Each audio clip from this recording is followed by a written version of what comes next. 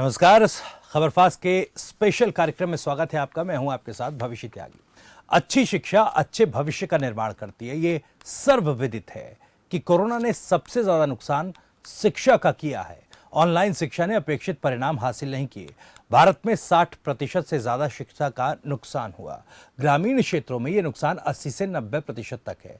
गांव में न वक्त पर बिजली रहती है, ना नेट होता है, ना ही ग्रामीणों के पास फोन या लैपटॉप की सुविधा है। ऐसे में दोबारा से क्लासरूम की पढ़ाई के अलावा कोई विकल्प नहीं दिखता।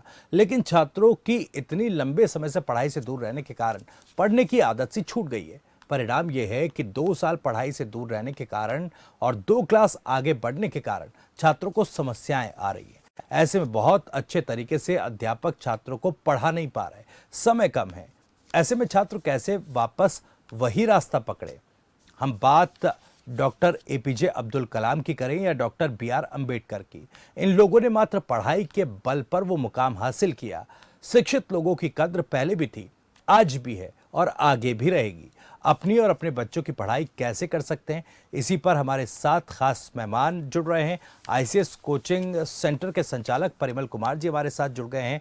चलिए उनसे बातचीत करते हैं। दरअसल आज HSSC की तरफ से एसआई भर्ती का रिजल्ट भी घोषित किया गया है, तो इसी मुद्दे से शुरुआत अपनी चर्चा की करेंगे। परिमल जी, बहुत बहुत स्वागत है खबरफास्ट पर। Thank you sir, thank you very much भविष्य जी, आज HSSC ने एसआई भर्ती का रिजल्ट घोषित कर दिया है। मेरा सबसे पहला सवाल, क्योंकि आप आईसीएस कोचिंग के संचालक हैं, डायरेक्टर हैं, कैसा रहा परफॉर्मेंस आईसीएस कोचिंग का? सर, आईसीएस कोचिंग सेंटर का परफॉर्मेंस जैसे हमेशा रहता है, जब भी कोई भी भर्ती आती है तो उस भर्ती का परिणाम हमेशा ही बहुत बढ़िया होता है जी। आज भी बहुत बढ़िया है। आईसीएस के ऊपर जो है हम बात करेंगे तो एसआई के छात्रों ने जो है आज भी धमाल किया है। मंजीत कुमार है, आईसीएस बहल से जो ये पढ़ता था लड़का, बहल में एक छोटा सा कस्बा भिवानी में, बहुत सारे लोग तो बहल का नाम भी नहीं सुनते होंगे। वहां से हमारे 10 से ज्यादा बच्चों ने पेपर पास किया है। अब ये जो है पेपर पास करना पहली स्टेज होती है। इससे आगे मैं बात करूं आपको, सोनू बहल से ही है, इसने भी पेपर पास किया है। ये भीमसेन है गोरीवाला से, इस लड़के ने भी एसआई का एग्जाम क्लियर किया है। परवीन है बहल से, इस लड़के ने भी पेपर पास किया है। गुलशन कुरुक्षेत्रा, तो आप जो है कहीं पर भी पढ़ेंगे आईसीएस में। अनिल कुमार भूना से, तो पढ़ाई एक जैसी होती है, तैयारी एक जैसी होती है, सारी चीजें सोनीपत से कंट्रोल होती है। अजित रावल है पानीपत से, वकील गोरीवाला से, तो ये बच्चे जो इस प्रकार से पढ़ गए। राहुल है खरखोदा से, अब मोहम्मद है पानीपत से, श्रीकांत है घरोंडा से, और नरेश है रोहतक से, तो इकबाल है अंबाला से, करमजीत है महेंद्रगढ़ से। तो इस प्रकार से बहुत बच्चों ने पेपर पास किया है। हम लोग जब आगे बढ़ेंगे तो इसके दौरान बातचीत करते रहेंगे। जो बच्चा दरअसल सही तरीके से पढ़ाई करता है, इन पेपरों में होता क्या भविष्य जी, मैथ्स आता है, रीजनिंग आती है, जीके आता है, इंग्लिश आता है, हिंदी आता है, ये जो है हरियाणा जीके आता है। तो जो बच्चा ध्यान से पढ़ता है, तैयारी करता है, तो उसका इसमें काम बन जाता है। जो बच्चे पढ़ते नहीं है, रेगुलर तैयारी नहीं करते हैं, अपने लक्ष्य के प्रति जो है समर्पित नहीं रहते हैं, वे लोग रह जाते हैं। आज के टाइम पर देखो, बेरोजगारी का जमाना है, बहुत भयंकर बेरोजगारी है। प्राइवेट सेक्टर में उस प्रकार से अपेक्षित परिणाम मिल नहीं रहे हैं, तो फिर वहां पर प्रॉब्लम है।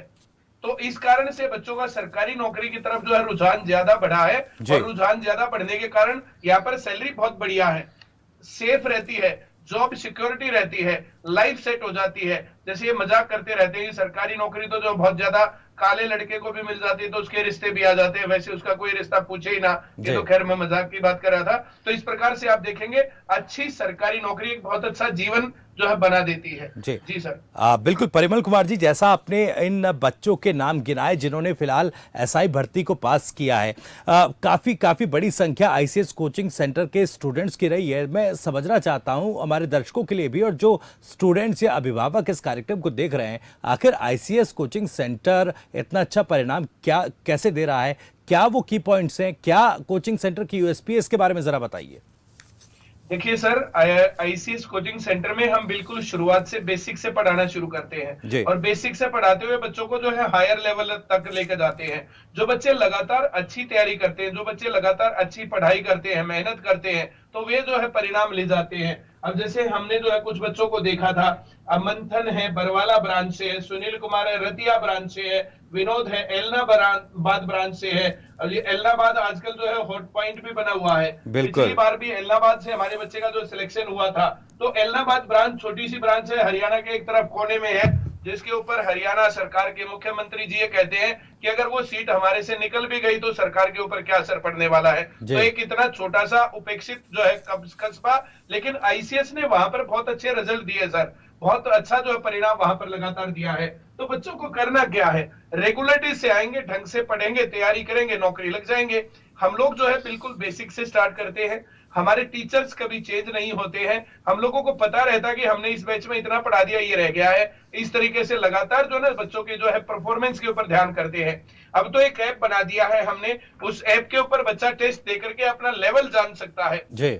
पेपर में जाने के बाद उसको झटका नहीं लगेगा, पहले से ही उसको पता है कि उसकी तैयारी का लेवल क्या है, और तैयारी का लेवल उसका सही है तो बच्चा सही नंबर ले जाता है, तैयारी का लेवल सही नहीं है तो नीचे रह जाता है, वो अपनी तैयारी कर लेता है। अब अपनी तैयारी कर करके बार बार टेस्ट दे करके बच्चा इस प्रकार से हो जाता है कि पेपर में जाकर के उसको डर नहीं लगता है और कॉन्फिडेंटली वो पेपर को पास कर पाता है। जी सर। जी बिल्कुल परिमल कुमार जी, मेरा एक और सवाल, क्योंकि वाकई काबिले तारीफ आईसीएस कोचिंग सेंटर का ये परिणाम है, जिस तरीके का परफॉर्मेंस आईसीएस कोचिंग सेंटर का रहा है।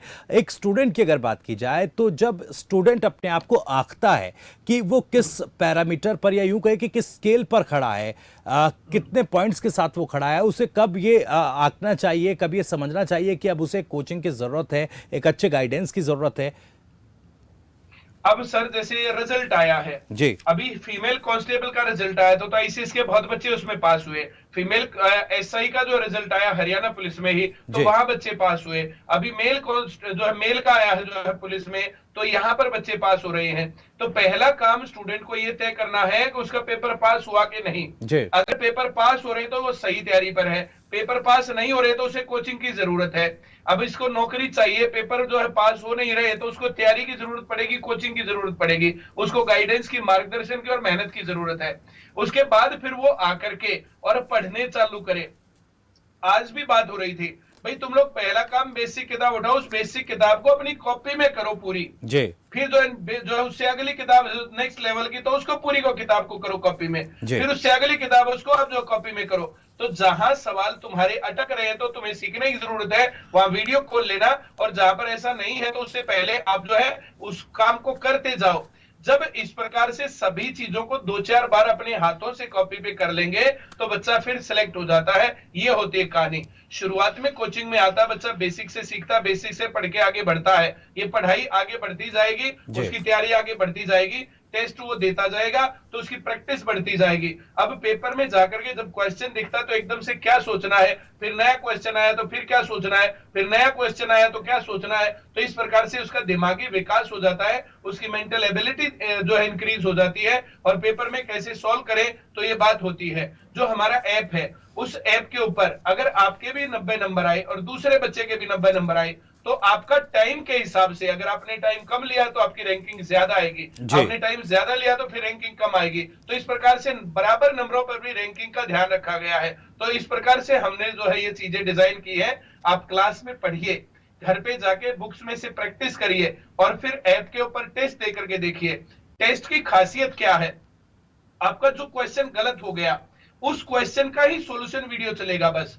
अब दूसरे बच्चे का कोई और सवाल गलत हो गया तो उसका सिर्फ वो चलेगा, 5 सवाल गलत हो गए तो 5 सवालों का चलेगा। आप इसको ये मान लीजिए कि ये पर्सनल ट्यूटर जैसा है। आप जैसे जो सवाल कर रहे हैं, किसी बच्चे का 7वां सवाल गलत है तो 7वां चलेगा, अगले बच्चे का 9वां सवाल गलत है तो उसका 9वां चलेगा। मतलब जो क्वेश्चन आपको नहीं आता वही बात समझाई जा रही है कि देखो बेटा तुम्हारा ये ध्यान यहाँ पर कम था और इस बात के ऊपर आप ध्यान दीजिए। इस प्रकार से जब बच्चे देखते हैं तो एक अच्छा रिजल्ट वहां से निकल के आता है।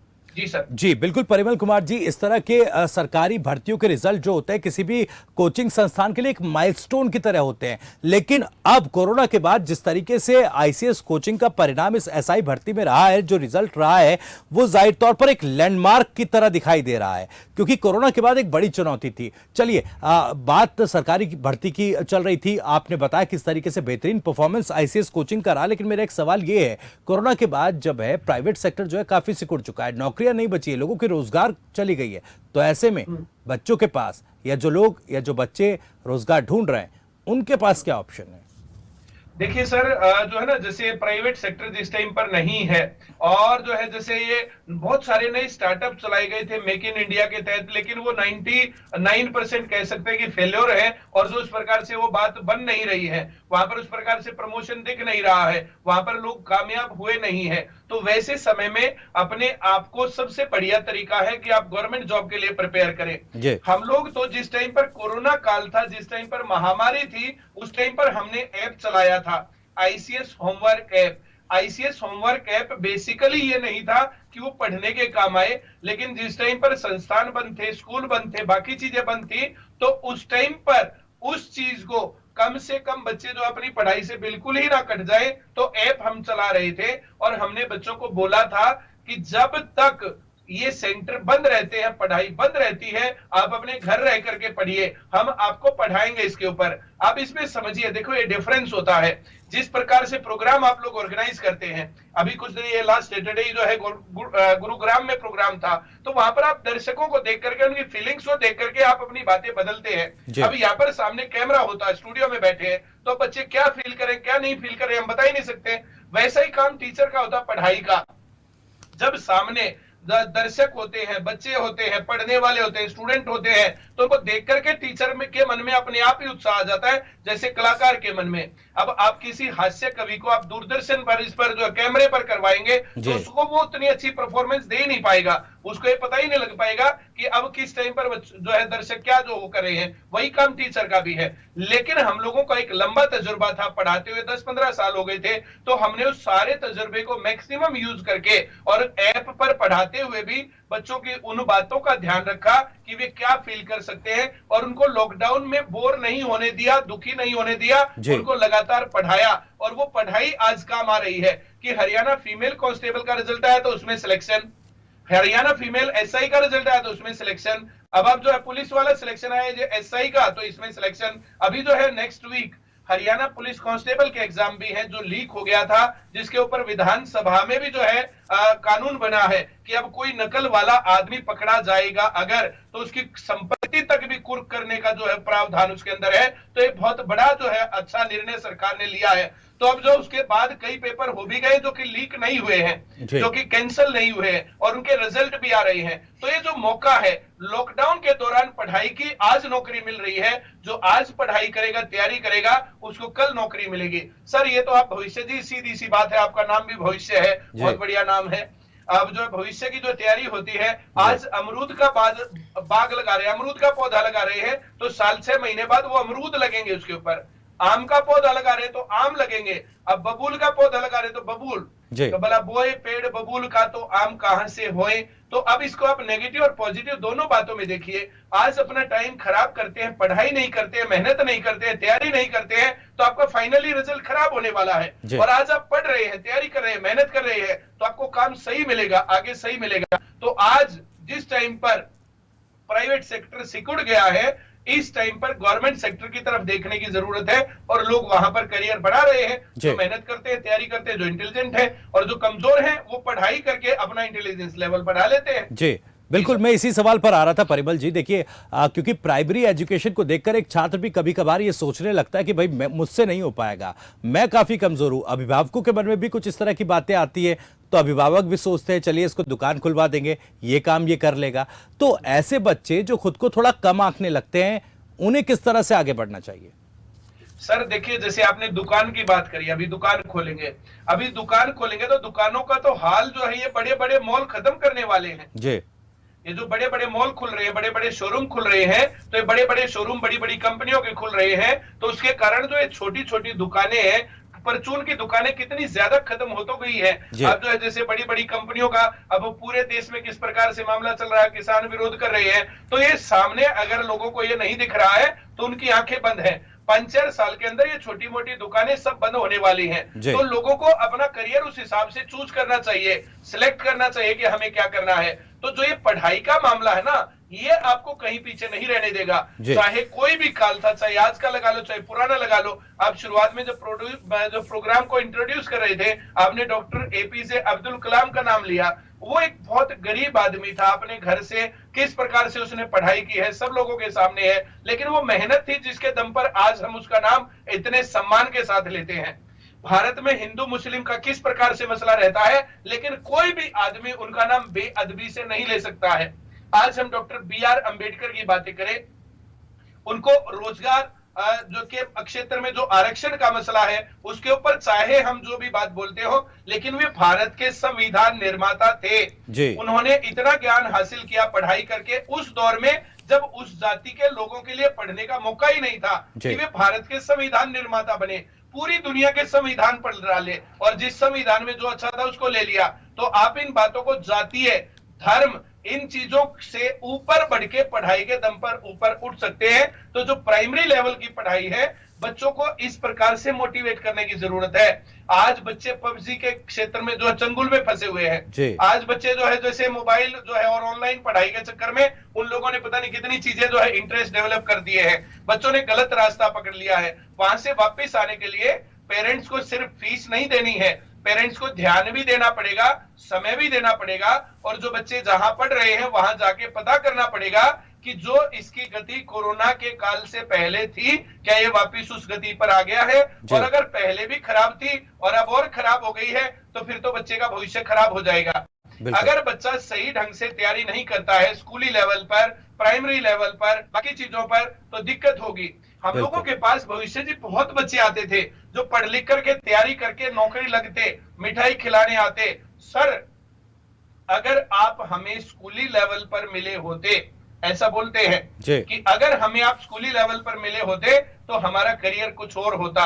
जिस प्रकार से हमने आपसे पढ़ाई करके मैथ सीखा, बाकी चीजें सीखी, उस तरीके से तो हम सीख ही नहीं पाते हैं। तो फिर उन बच्चों की बातें जो है ये बातें ध्यान में रखते हुए जैसे लगातार इस बात का ध्यान था कि स्कूली एजुकेशन के ऊपर कुछ काम करना चाहिए। अधिकतर गांव में पढ़ाई बढ़िया है ही नहीं। आप जो है जैसे पढ़ाई के जो ऊपर लॉस की बात कर रहे थे 60-70%, तो ग्रामीण क्षेत्रों में ये लॉस जो है 70 से 80 और बल्कि 90% तक है। तो वहां पर हाल और ज्यादा खराब है।